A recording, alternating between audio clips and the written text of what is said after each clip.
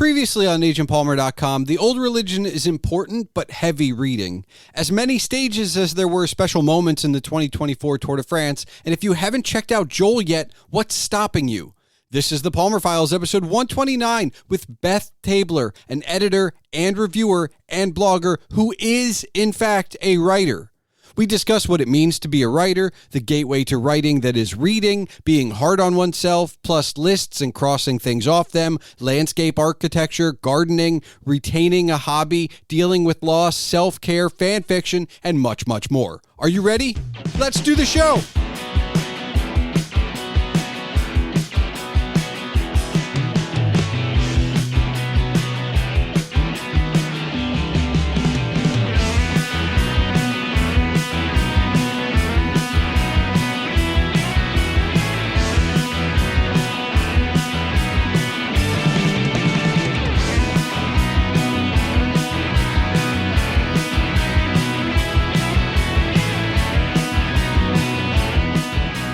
Hello and welcome to the Palmer Files. I'm your host, Jason Stershik, also known as Agent Palmer, and on this 129th episode is Beth Tabler, editor of both quarterly issues of Grimdark Magazine and also Before We Go blog. Beth is much more than just an editor.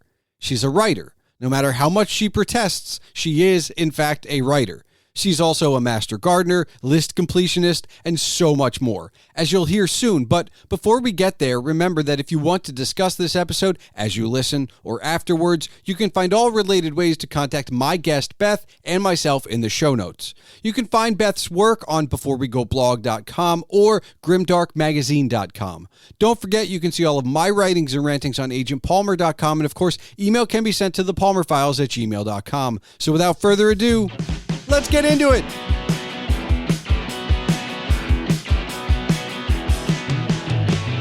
Beth, every good story starts at the beginning, and you do a lot with the written word. So did you always want to be a writer? Well, the thing is, I'm not really a writer so much as, well, I'm an editor. And I write reviews and you're a essays. writer. No. It is so hard for me to be like, oh yeah, I'm a writer. Okay. I'm gonna break this down for you the way it was broken down for me. Right. For over 10 years, I have put out a weekly blog post. Yes. In order to create that blog post, I must write that blog post. And there are movie reviews and book reviews and album reviews and op-eds and editorials and this, that, and the other thing and stories. But those are all written, and I am a writer. As a specific, for specificity, I'm a blogger, but you are a writer. And also, you could never be a good editor if you weren't also a writer and a reader. But you need all those skills. Okay, that's fair. Like before we go to making it into a team, I had written 2,000 blog posts. But would you? So you deign to say like, but I'm not a writer. I'm just a blogger. Like I don't know. It's like I would feel like I was a writer if I had like a book. Okay. Short story. Do you have a book? No. Okay, so as I hopefully will be an editor on a book. 2025. I've been an editor on a book of poetry, which was fun, and I hope to be another one upcoming as I kick my poet into gear for the next one. But I just have to ask then, like, during those 2,000 blog posts, how many times did someone come up to you and say, when are you writing your book? Because it's something... So many. Okay, and what did you... So here's the question, because I know what my answer was, and still is. What was your answer? Hi, Beth. It's nice that you have a blog. When are you going to write a book? What's your answer? I always say, oh, no. I just write online. I want to have a book planned. Okay. But, I have lots of ideas and stuff, but I have a lot of stuff going on, and it takes a lot of dedication and a lot of mental fortitude to sit down and write something like a book. And right now I don't have the mental energy to do it. Maybe in 2025. I would argue that it takes a lot of mental fortitude to sit down and write something new all the time. All the time. Because and then read all the books. It's just one of those places where my stock answer was, when I have an idea for a book, maybe I'll write it.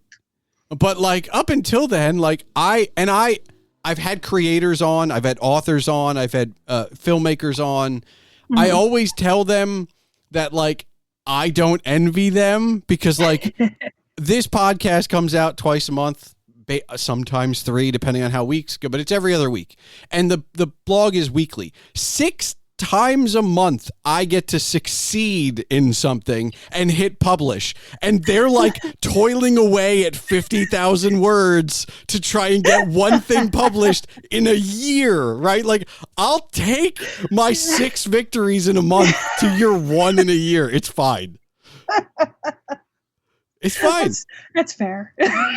Totally fair. I mean, wait, you don't feel, I mean, look, given the places you and I are, we're always on to the next thing. But like, we can always look back and go, but I did these 7 things today or this week or this month, as opposed to like, well, I got 3 chapters done, but nobody's going to read them for 4 months. Like, I'm one of those people that is incredibly hard on themselves. I'm always pushing to like do more. See, is it more or better? It's more or better? That's a difficult question, because it goes to what I think would be better, not what other people think is better. Yeah. But like, trying to experience more, do more. Okay. And so I'm my own worst critic. So like, 2,000 blog posts. Well, that's cool. Like, aren't we all though? Like, anybody in the creative space. Have you met a creative that's like, oh, I just love everything I do and I'm my own best friend. Oh no. That's I'm slime. Yeah, I mean I am always pleasantly surprised, because one of the things I build into my process for the blog and the podcast, and for almost every project I do, is space. Mm-hmm. Draft it, put it on a shelf, edit it, put it on a shelf, come back and listen to it in a day, a week, to however much time.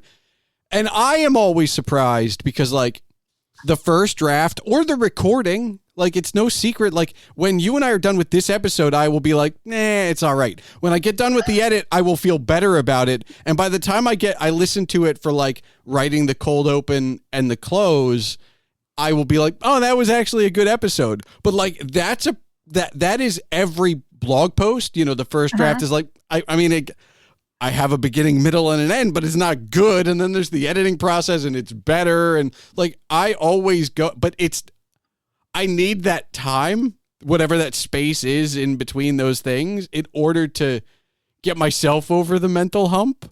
You like let it sit. Yeah. Yeah, gotta let it sit a little bit. Or like bread, let it rise. Either way. Yeah, okay. Yeah, like bread. Just gotta let it be for a little while. Yeah. Yeah, I get that totally.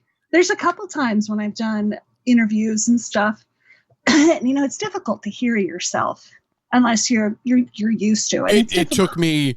I mean, the example I give everybody is that, let's say we record for 90 minutes. I can edit it in less than 2.5 hours, which is about 1.5 to 2 times the speed, because there are edits to do. Sure. That's now. Okay. My first episode took me 3 days for a 90-minute recording, because it was like, edit for 5 minutes, sick of my voice, leaving the house. I'm getting out. I'm getting as far away from that as possible. Why didn't anybody tell me I sounded like this? I don't think it was how I sounded. It's just like, I don't need to hear me. Which, I guess, why did I start the podcast if I don't want to listen to me? But it's a whole, we grow. It's fine. Yeah. But I've had lately, listening to myself, I'm like, oh yeah, that was a pretty good point. I said something useful and it was a good interaction. Okay. Like 5 years ago, that would not have happened. But I would just be cringing. But that's fine. But if you listen to like 20 minutes, okay, and you had 3 great points and missed a follow-up, what are you going to remember when it's all done, right? You missed the follow-up. Yeah. Yep. Okay. Blog post. You go through it. It's wonderful. Great opening, closing. Get it up there. You find a spelling mistake. Of course. You use the wrong type of to or there. Something. Yeah. And now you think everybody thinks you're a moron. I feel like, it's one of those things where like I'm okay. It shows I'm human. Which I guess is now more important than ever. Right. Yeah. Yeah. And that's fine. But I'm also like, did I get my point across? Like, I know that, and I've read books. I think one of the reasons, and you have to be like this, you have to be. One of the reasons I'm a little bit easier on myself on some of those things is because I've read published books, hardcovers. Paperbacks are the worst because it's already been looked at again after the hardcover. But I've seen grammatical spelling, whatever, in printed books. And I'm like, I'm just a one-man blog. It's fine. Like, it's okay. When I do Spiffbo, Spiffbo is the self-published fantasy blog off. Okay. You get 30 stories to go through, or 30 books to go through. And unless it's really gratuitous, I tend not to latch onto that as a judging factor, because like, we're human. Yeah. And these are people who are doing themselves. And it's I mean, as we all started, it was a second or third job. It was my writing from 11 a.m. to 11 p.m. to 1 a.m. after the kids were down, or I was done with my work or whatever, and I still have to get up in the morning. Like there are so many creative things that people are trying to build in their whatever small free moments they have, that I'm willing to give people the pass. However, it's got to grab me. I can forgive your grammatical thing, but like, if I don't like it, although I say that and I haven't not finished a book yet. Are you kidding? I've hate read at least 2 books in the last decade. Hey, I love that. Hate read. I've got a couple that I've hate read too. Just want to get done and chucked it across the room. I mean, and it is a thing where like there are only 2 negative book reviews on my site, and part of that, look, I have a friend who's like an editor to me, in that it's another pair of eyes before I go to publish, because you almost need another pair of eyes. And he's my main one, and he like, I feel like it was like every holiday and birthday wrapped into one when I gave him my most recent negative review. And he's like, you don't write enough negative things. And I'm like, yes, but I'd rather put positive things into the world. Yeah. I don't want to focus on it. This was just so bad, I couldn't keep silent. I have a rule about that for reviewing. Like, not every book is going to be for every person. So when I'm reviewing a book and it really didn't sit with me, I will call out whatever positives I can find to balance out the negatives that I see. Sure. Because somebody's going to read the review and be like, well, that sounds good to me. I'm going to read that book. Yeah, I don't, because some bloggers do like really, really like flamboyantly bad reviews and go after the author. And no, no, I don't do that at all. I truly believe, because I have a consulting career, basically, because the blog and the podcast don't make any money. However, they are passions, and I still enjoy doing them after 10 and 5, or actually more than 10. And what like after the long period of time that there's been, I still want to do it. And that's more important to me than anything else. But I truly believe if I really wanted to make money at it, I could start writing incendiary reviews, and I can start editing these so like I sound brilliant and you sound like, I can do whatever I want. I just choose to be good because it feels better. I don't. Yeah, I know. I'm with you. Okay. I'm with you. We could do that. Some sites do that, and it grabs people, but I don't want to do that. And authors, this is a baby, blood, sweat, and tears. Yeah. I'm going to, even if I don't like a book, I want to respect that they have created something at, 12 to 1 a.m. for 5 years. Yeah. I respect that. I'm not going to trash them because it gets me more clicks. That's just shitty. Yeah. It is. Before I want to get back though, because we completely buried the lead here. Did you always want to be a writer? I'm not okay. Actually, no, not at all. So I've always been a reader. Okay. I come from a big reading household. The gateway to writing. Oh yes. So I was a big time reader, and at age 11 I discovered Stephen King. Okay. Okay. I have actually, it's behind me. I've got the King bow. I'm not one of them, by the way. Like I know there somebody I talked to was like, there are like 3 kinds of readers. There's someone who discovered Stephen King too young. There's someone who discovered someone else, and then there's a group 3, which is me, by the way. But like that wasn't me. But it begs the immediate question of, if you found Stephen King at 11 and you're still a reader now, have you been a reader the whole time? Yes. Okay, because that makes you almost a unicorn. Because like, yes. I feel like my story of like, I was a reader up until about 13 or 14, 15. And in that time, I did take on like the classic Arthur C. Clarke and Tolkien. And then around high school and college, I stopped reading completely. And I started up again in my late 20s, early 30s. And I turned myself back into a reader. And you anybody who's followed my blog knows, like, there's a lot of book reviews there. And that's kind of when it continued. And now I'm a reader again. But if you've been going the whole time, like, that's impressive to me. Like, I'm almost in awe of that, because everybody has ebbs and flows. Well, I'll tell you. So I started at Stephen King. Yep. And that got me interested in Dean Koontz, because Stephen King is always next to Dean Koontz in the library. They're like contemporaries. And I'm like, oh, I like Dean Koontz. And that got me started on other horror authors. Okay.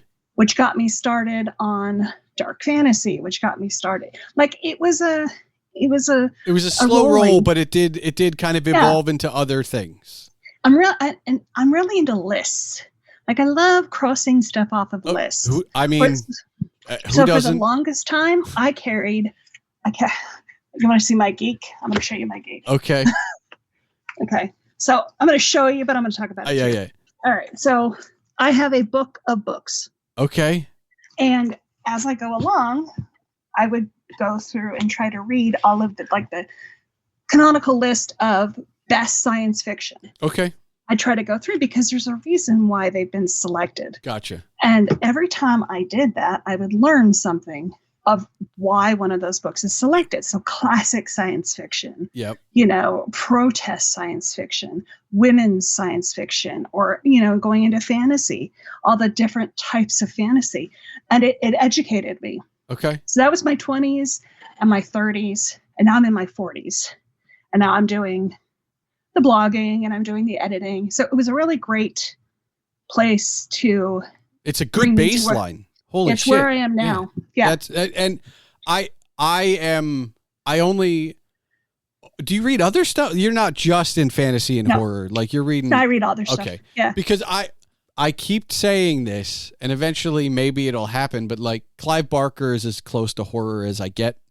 Okay. That's fairly. Clive Barker's great. No, that's great. But I'm not into the rest of it, which was a shock to a friend of mine who I used to watch horror movies with. And I was like, I just like hanging out with the crew. I didn't really give a crap about the movie. Like, it's whatever. But it's one of those things where when you talk about the list, it reminds me of, and this is a geek trait, I believe, nerd, geek, whatever. It's the completionists in all of us. Like, there are, Clive Barker's now my current one, but like, actually I have a few concurrent ones, but like, there are a list of authors I can name off that I read. I was like, I'm going to read all of his stuff in the order it was published, because I'm sure I will see the transition in his writing. And I feel like not everybody's, maybe you or me, and has done it with multiple authors, but everybody's done it with like an author, or maybe, more contemporary, like you find a band you like and you go back and you listen to their first, their second, like their discography in order, right? So you can see their transition. Yep. Yeah. Yes, I do that. I actually have a name for the one I'm on right now. I call it the King's Quest. Okay. Because I have started at the very top of Stephen King's writing. Yeah. Everything that he has ever published, and I'm trying to read through everything he has ever published since the 70s, actually late 60s. Every short story, every article. And it's fun because I got to the cocaine years. Okay. It's really crazy. I haven't done it with anybody that prolific. Not in terms of writing. Like I'm listening to a bunch of artists' albums all the way through right now. Sure. From the 60s through, because I wanted to see how they bounced off each other and how they moved through each other. And Zappa's the one that's been the most fun, because he's the one that he pushed as many boundaries as possible. But I'm in the early 90s, and Zappa doesn't seem to care what time it is.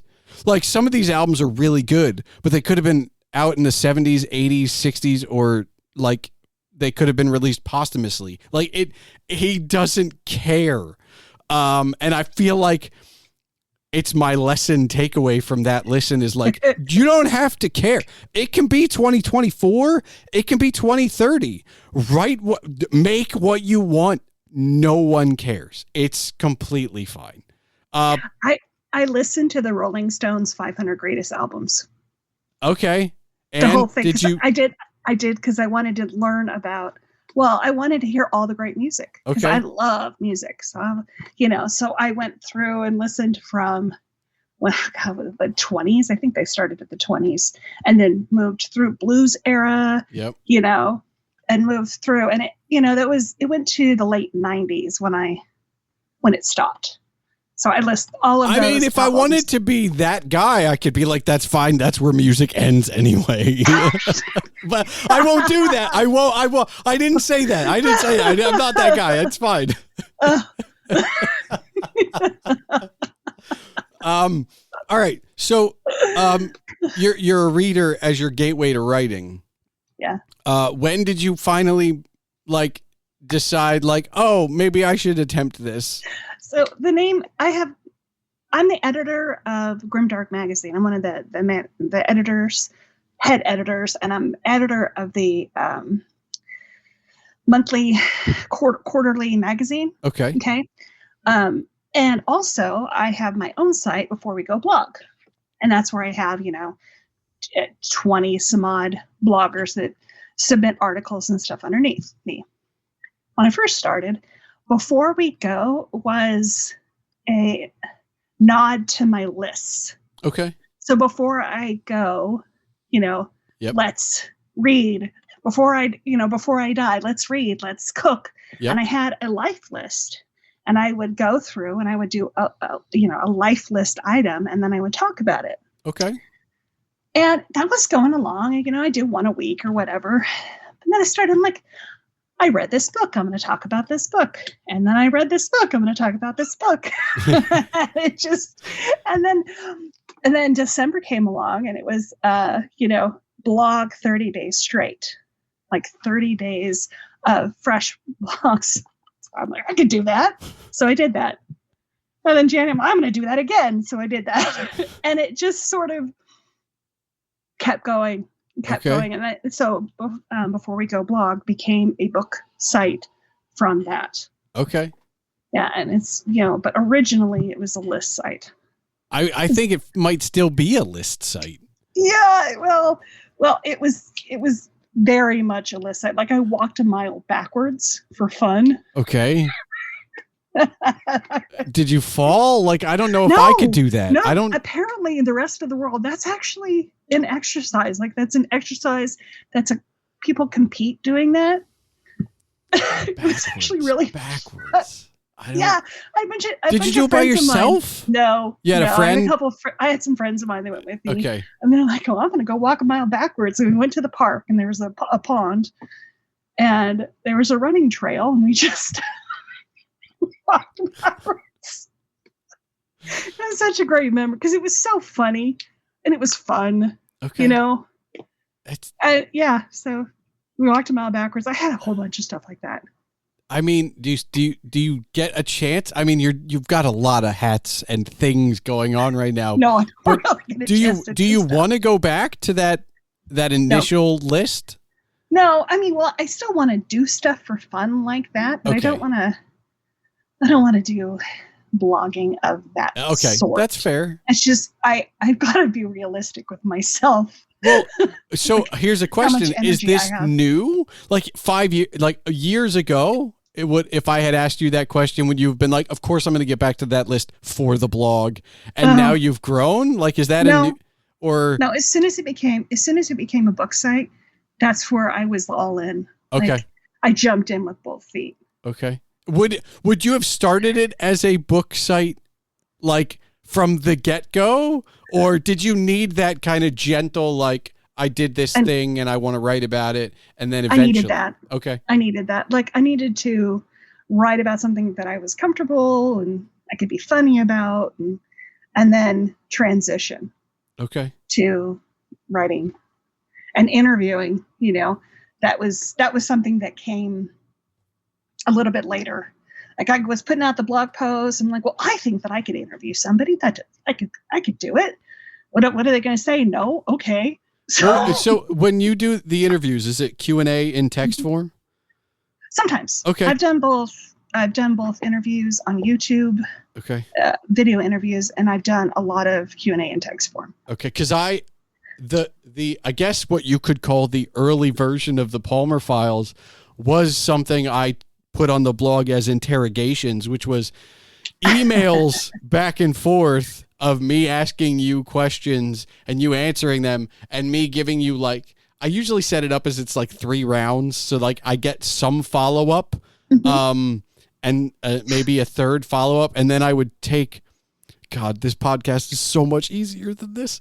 And then I would take all of the Q&As and follow-ups, and I would try and put them in an order that made conversational sense. So when you're reading it, it's not completely like, what's your favorite color? What kind of food do you like? Like, it would just, so it, like, it kind of bounced based on wherever the conversation was going, which is not the easiest thing in the world.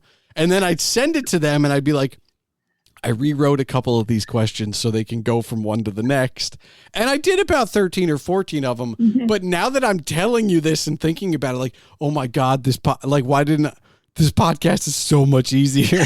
Like, than that. It was so much extra. But like, you're right. There is a point when you start out where you're like, the worst that they can say is no. Yeah, no. But they get something from me. Oh, sure. You know, if I can offer, if it's mutually beneficial, there's no reason not to do it. I mean, unless they don't have time or whatever. Yeah. I make it as easy as possible, mutually beneficial. It's free. Yeah. You know? Yeah. So that's kind of the mental energy I put into it in the beginning. And did you have any journalism bent background interest? No, I'm actually a landscape architect. Okay. and a master gardener. like that's my background. But wait, hold on. Did you always live where you live now? No. Okay, good. No. I born and raised here, and I went to UNLV, University of Nevada, Las Vegas. Okay. And I got my landscape architecture degree, and I was a expert on xeric landscape, you know. Okay. But when, like 2008, when the big recession happened, I lost my job, like every other person who worked in construction. And I have a family, and I had to figure out something to do. So I moved up and stayed on my friend's couch looking for jobs. Everybody wanted to hire me. Nobody could. Yep. And so I took work at IKEA for benefits, because they offer benefits for part-time. Okay. So I kept us in health insurance, and my husband went to school. Okay. And we lived on their couches until we could get ourselves back on our feet. But we lost everything. So the only reason I bring it up is because I think of, and this is my East Coast naivete, and I get it, okay? I wear it proudly, I guess. But like when I think of Vegas or even Nevada, I go, well, how can you be a master gardener there? There's no. Yeah. But you gotta think. Okay, so like there are biomes. There are intricate systems of plants and stuff, even in the desert. You know, there are beautiful architectural plants. Okay. And you can do things with those plants. You just have to change your frame of what you want it to look like. Okay. It doesn't have to all be grass based as well. God, no, we can't have grass here. I mean, that's. Yeah, no. I totally get it. It's just, you can make really beautiful things. You just have to think about it a little different. It's way more architectural and structural looking. Do you get to have any of this as a hobby? Yeah, well, it's a hobby now because I don't do it anymore. But it is still a hobby. Like you still have some time for this? Well, I garden now. Okay. I guess that's close enough to making the rest of it a hobby. I don't want to go back to landscape architecture. Okay. I don't think I was ever really happy in landscape architecture because like the design was cool. Okay. Designing is cool. Actually working in a construction field sucks, especially as a woman. I got to be honest. And maybe it's different now, but it was like an old boys club. I can't imagine it. It doesn't feel like it's changed. Yeah, I had one time where they asked me if I could hire a stripper for the construction team because they had a big win and they wanted me to find them a stripper. Okay. Like it's just and like smoking cigars. And I've had people ask me, are you going to go get the coffee? Which is, it's the assumption. Yeah. There's nothing wrong with being, an assistant or whatever. It's just the assumption that I automatically would be there to do that. This is hard. And I was just done. I was fucking done. So, but you are now in the editorial writing internet space, you are happy? Like, I mean, I'm so happy. But you wanted to be a master gardener. Like that was at one time. No, it's still, I wanted to be a master. I got my master gardener 5 years ago. Okay. And I got my master gardener up in Portland because I moved up to Portland to look for work. Yep. I got my master. Completely different. I came back down. Yeah. Completely different. I came back down because my father was dying. Okay. And I wanted to have my daughter around him and me around him in his last, year of life. So we came back down. But yeah, it was, I just wanted to garden. I like gardening. I mean, there's a part of me, and this is a theme that runs through the whole show, no matter who I'm talking to, that always feels like my heart grows 3 sizes when I talk to somebody as busy as you that still has a hobby. Oh yeah, like I have a couple hobbies. But to find anyone with a non-monetized hobby these days feels like a rarity.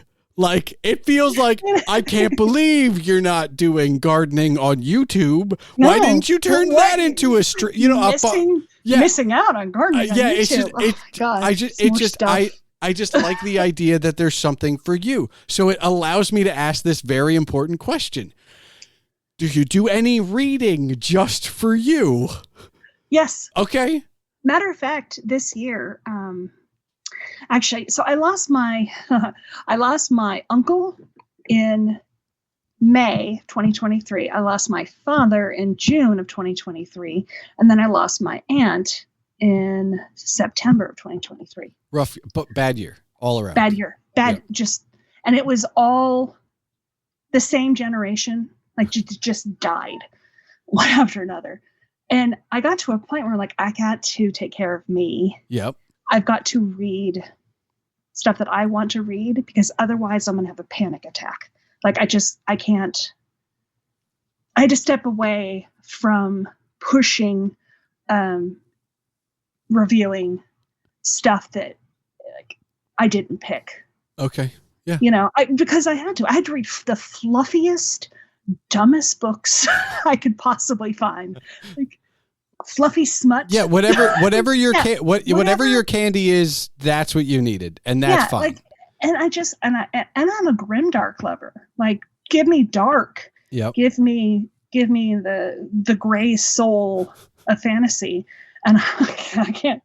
I was like, can I get vampire love, please? And I'm sort of coming out of that now. It's still, I was very close to my dad, so it's still very hard. Right now I've been reading a lot of fan fiction. Okay. I've been delving into fan fiction a bit because I found that a lot of the authors that I have interviewed got their start in fan fiction. Yeah, a lot of them did. Or the Royal Road. It's called the Royal Road. I feel like there's a lot of misconceptions about fanfic. There's that lot. But if there's one thing I know about it, and I've only read little bits and pieces here and there, it's that's equal to the published stuff in terms of they spent from 11 p.m. to 1 a.m. Trying to piece this together, even if it's like a paragraph at a time or on breaks at work or whatever. Like those are whatever you think of them. It's just like all the other books out there. They're labors of love, and you have to respect the process. You don't have to like the end result, but you have to respect the process. Yeah. I agree with you entirely. I've been reading a lot of Harry Potter. I don't necessarily like Harry Potter as a bunch of fantasy books. They're a little too cutesy now for me. I've never read them. I've watched half of one of the movies. Like, it's one of the things I missed completely. I think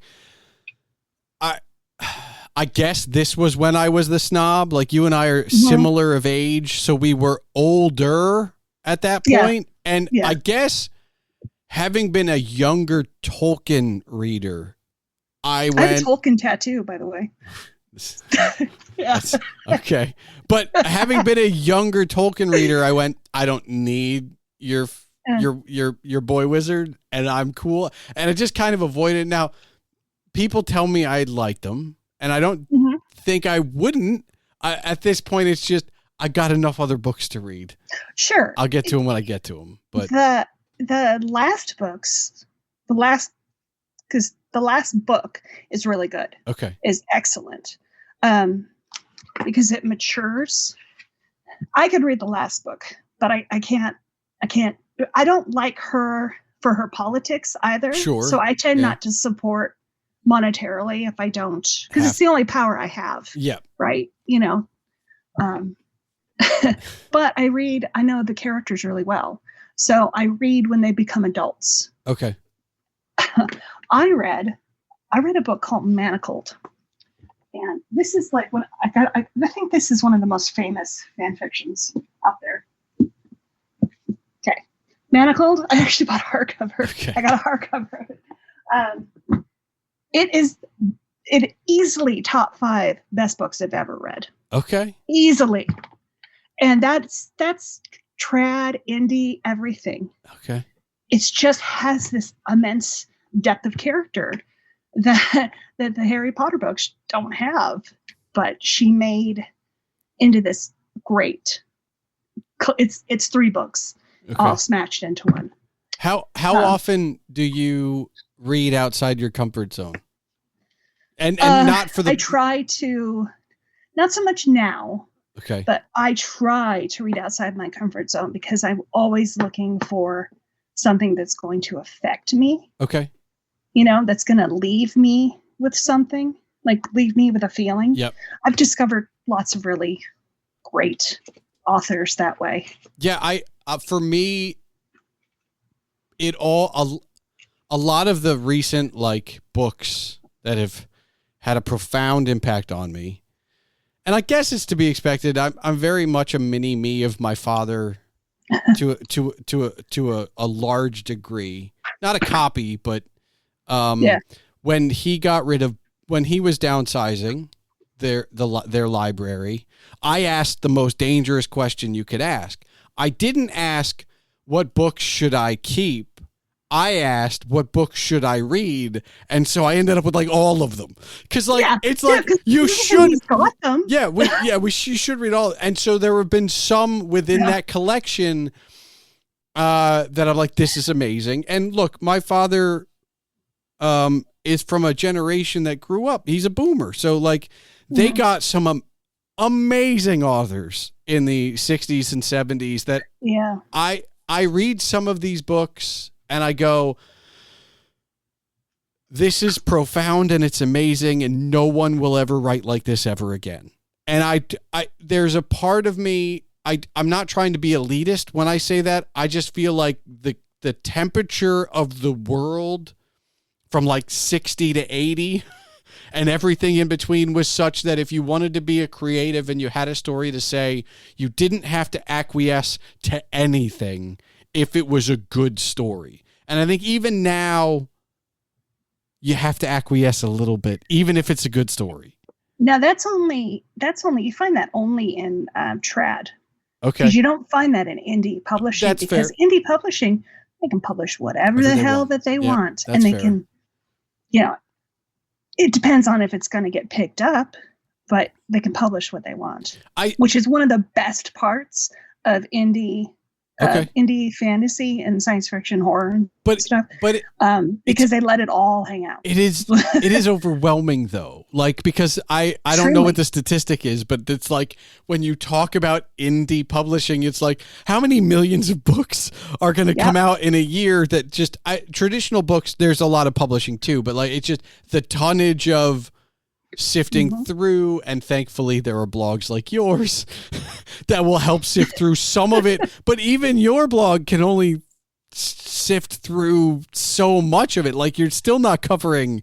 We had to close our requests because I would get requests. God, if I have my requests open, I would easily get 20 requests a day, 20 different book requests a day from authors. And that's, more power to them. That's how you get your foot in the door. Yeah. But we're just people.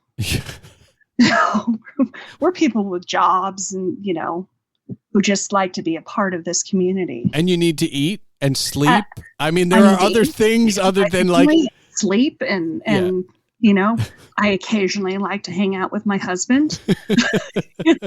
Who's that stranger still typing in the other room? So we've had to close a request down, and it has become just whatever they want to read. Okay. And I trust them to go for whatever they want to read, and they have their own voices. Okay. So this is a very, I guess, philosophical, but it comes from the blog perspective. If at all possible, will try and write a review, whether it's a book from 1965, a movie from 1972, or a movie from 2000. Sure. I will always try and write it in a spoiler-free way. Yes, me too. I find that there are plenty of people that are like, but you don't get to talk about the thing. And I'm like, that's what talking to somebody else who's already read it is for. That's not what my review is for. Also, I go in as dumb as humanly possible. I don't read the dust jackets. I don't read the back covers. There have been times when trying to figure out what spoiler-free means that I will read those things. And I go, I can't believe you spoiled that thing. Yeah. On the dust jacket. What is happening? Yeah. But is that like you try and make sure everybody keeps it as spoiler free as you want everybody that reads your review and takes your advice to have the same surprise experience? So that's one of the things that, I don't have a lot of rules because like I said, I'd like people to have their own voices, but they all know because they're all heavy duty readers themselves. Okay. They're not trying to spoil the action. Very occasionally, if they have to spoil something, it's a spoil tag and they'll have it's blacked out and you can click on it if you want. Okay. All right. We try to protect that as much as possible. But the way that I write reviews is that stories are usually told in 3 acts, right? Yep. So I will talk about the first act.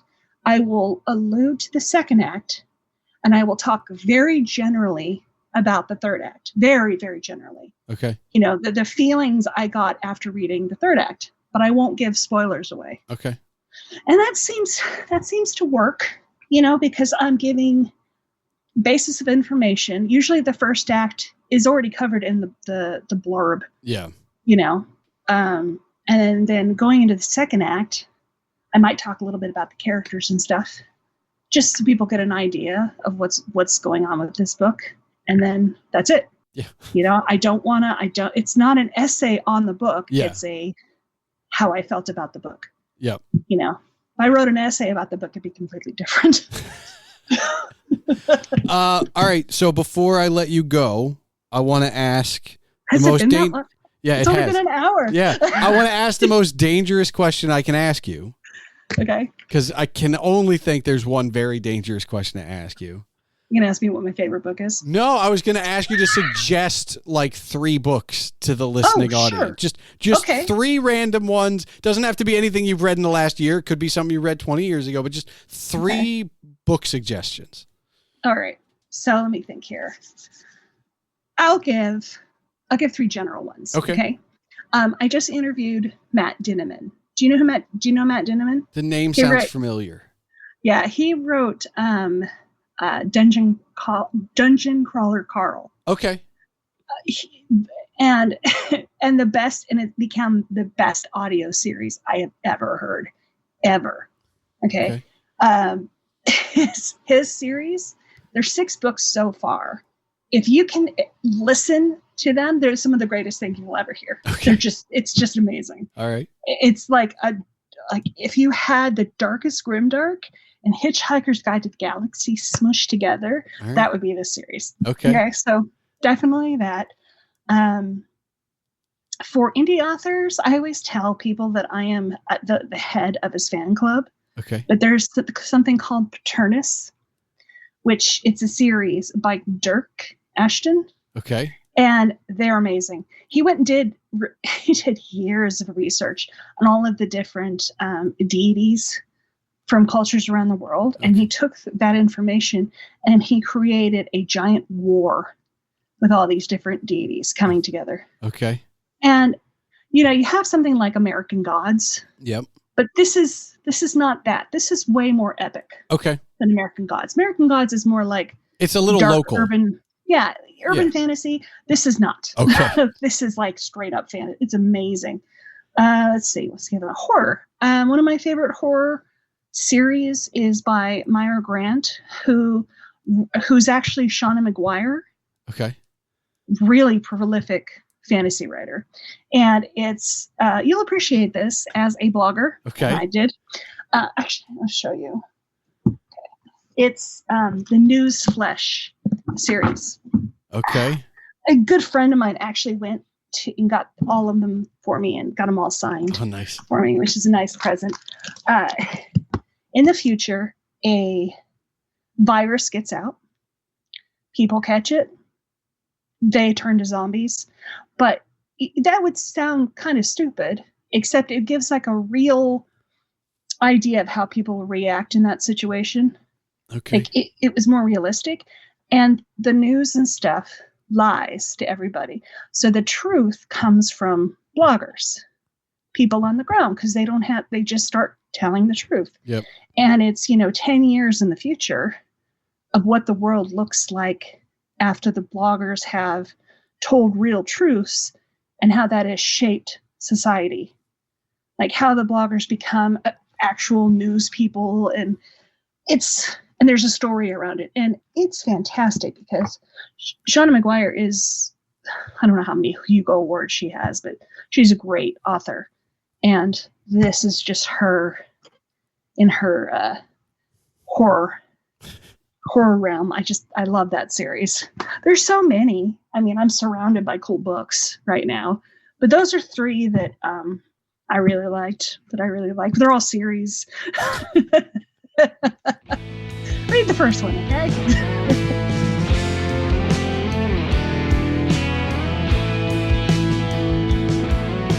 So now that you've arrived here at the end, having more than a few book recommendations and self-servingly from myself and Beth, 2 websites full of even more recommendations, I want to ask you what you're reading. And here's the thing about that question. It's not loaded. Like Beth, who has been through a lot, she's given herself a break and found her candy reading, as it were, things that she reads just to feel good. I personally count reading as candy, regardless of the material. And as I write this, I've just finished the most contemporary nonfiction read I've done in the last few decades, and I still consider it candy. Perhaps that's, because I fell out of reading, but I'm just happy to be back in it, even after I've been doing so for over a decade. So, what are you reading? Let me know. But before I go, let me ask you one additional question. Are you in touch with your family's oldest generation? Beth documented the recent loss of 3 from the same generation in her family. I have one such great-grand family left, and I admittedly am not in contact like I should be. The point is, these things aren't forever. I still cherish memories from my direct grandparents, none of whom remain, and the great-grandparents I was lucky enough to have any time with when I was old enough to remember it. It doesn't have to go that far back, though, does it? When was the last time you spoke to your parents, uncles, aunts, or even chosen family of close friends? I'm not talking about text. I'm talking about a coffee, a meal, a phone call. Don't wait until they're gone to remember them. Remember that they're here now and enjoy whatever time you have. We're all busy, so make the time. I promise you won't regret it, and you probably won't forget it either. Thanks for listening to the Palmer Files, episode 129. And now for the official business. The Palmer Files releases every 2 weeks on Tuesdays. If you're still listening, I encourage you to join the discussion. You can find all related ways to contact Beth and myself in the show notes. You can find Beth's work on beforewegoblog.com or grimdarkmagazine.com. The music for this episode was provided by Henno Heitur. Email can be sent to this show at thepalmerfiles@gmail.com. And remember, your home for all things Agent Palmer is agentpalmer.com.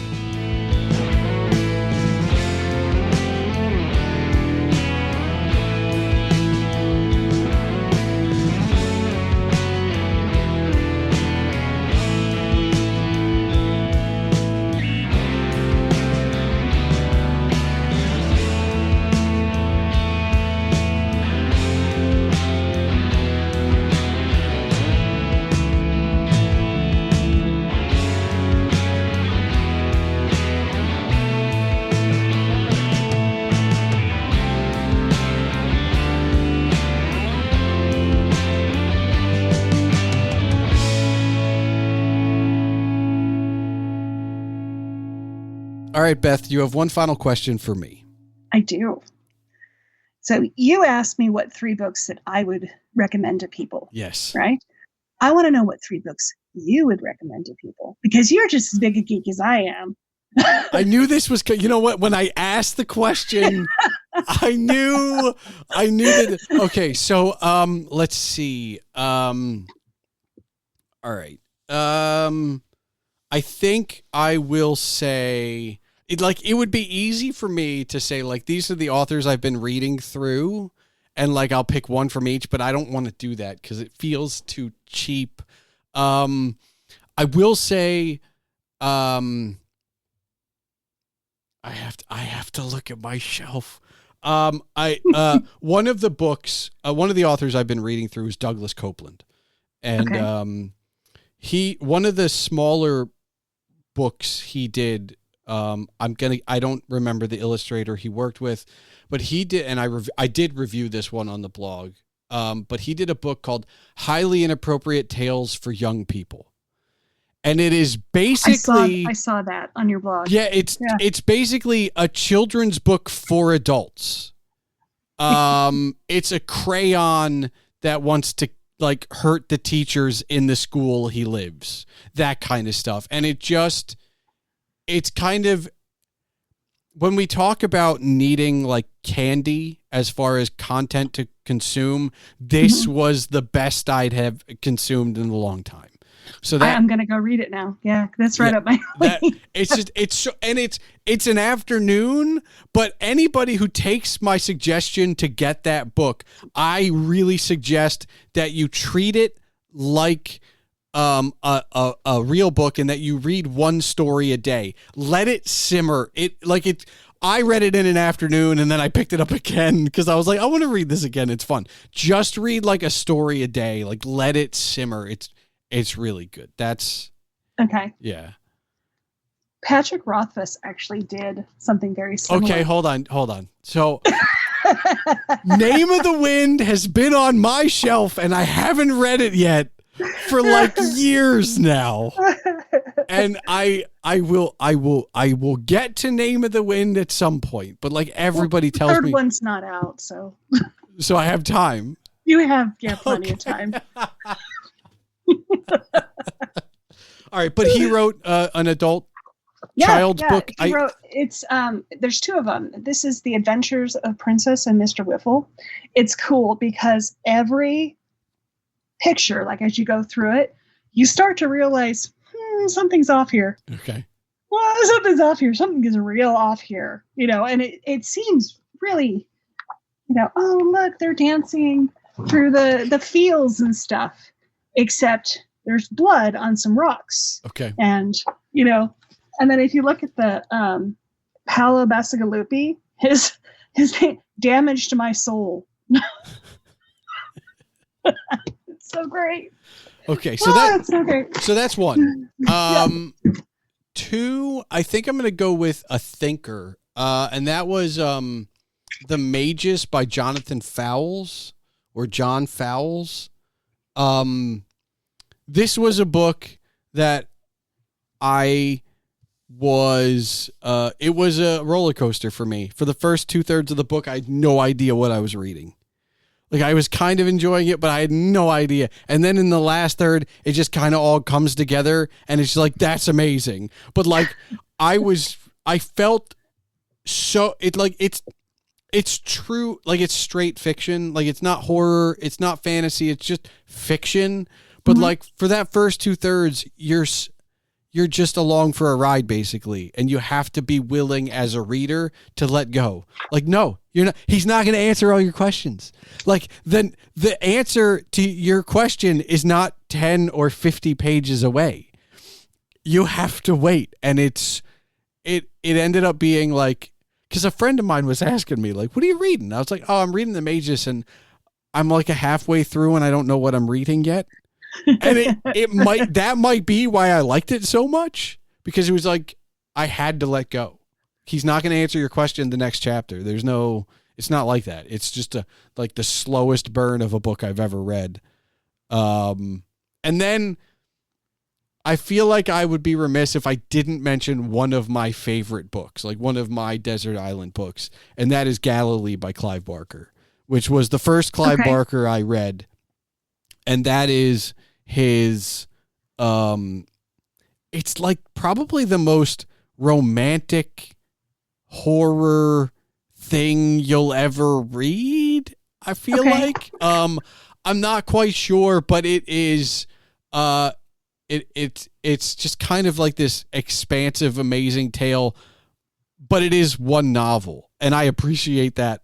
I know we talked a lot about series, and I can go off on series myself, but just the fact that it's just, here's this one book, and look, when you talk about Barker, like I feel like you have to mention The Great and Secret Show, but that's got Everville as a second book, and it's like, maybe there'll be a third book, maybe there won't be. Technically, the subtitles of both of those books is Book of the Art 1 and Book of the Art 2 or something. I might be getting that wrong. It might be the Art 1, but I'm okay. The Galilee was that was my introduction, and then I kind of went down the Barker route completely. Did he Hellraiser, like the mythos behind Hellraiser?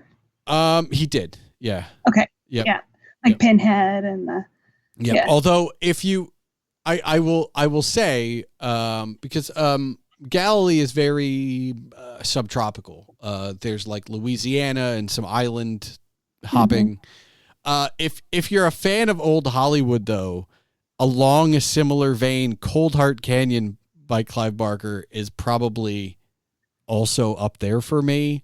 Those are, I actually have a reread of Cold Heart Canyon coming, so I can write about it for the blog, because I read it before the blog, and it's one of those few rereads I'm doing. But those are the three, I think. It would be Galilee, The Magus, and Highly Inappropriate Tales for Young People. So a question about The Magus. Yeah. All right. The so Magus, you liked Magus. Okay. Yep. You liked that book. You didn't know what was going on, and he was not going to tell you what was going on to the end. So what are your thoughts on Malazan? I don't know. You haven't? No, I haven't. Okay. So it's one of those Malazan. It's one of those series where you don't know what's going on. I haven't attempted it. Okay. But it's one of the great pieces of fantasy. All right. Now, and it's difficult to get into, and you're not going to know what's going on until you get to the end. Okay. Like, it all comes together. I feel like, and there's like 15 books or something. It's really prolific. I mean, so I will say this: a lot of my reading, because I am reading the things in my house, is from last century at this point. Right? Don't say last century. But it is like, a lot of it is 1960s and 70s. Like, I'm not just on the other side of the year 2000. I'm well before I was alive, in a lot of the things I'm reading. So I don't know much for contemporary stuff. It's I think it's mid 90s. Okay. So it's not hugely contemporary. It's just, I know it's kind of a litmus test for some people. I feel like it, you know what, to that account, I think I'd be okay with it. Although I need some resolution at the end of the book. You can't hook me for 15 books and then give me all the answers in 16. That's not, I'm not signing up for that. I would really love to read your post on the first book. I don't know what I just read. This was like a marathon of reading, trying to get through it.